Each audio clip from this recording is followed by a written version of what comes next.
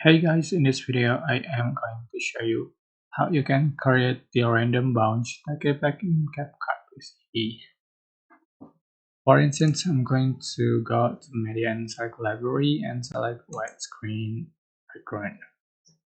Okay, I'm going to select this animation. Select text, select default text to add the text. So change for the text duration and change for the size and then change for the text.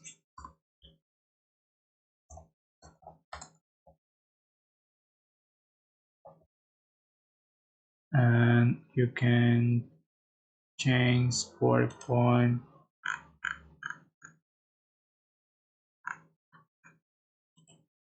style, change for the font size and font color, and go to animation, select loop animation and just scroll down until you find the random bounce here.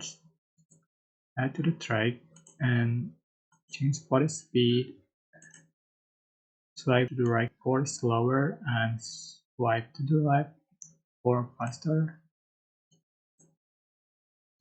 I'm going to merge it with the animation video. We go. So that's how you can apply the bounce, a random bounce back in CapCut PC. I hope the tutorial was helpful for you guys. Don't forget to like, comment, share, and also subscribe. Thank you so much for watching.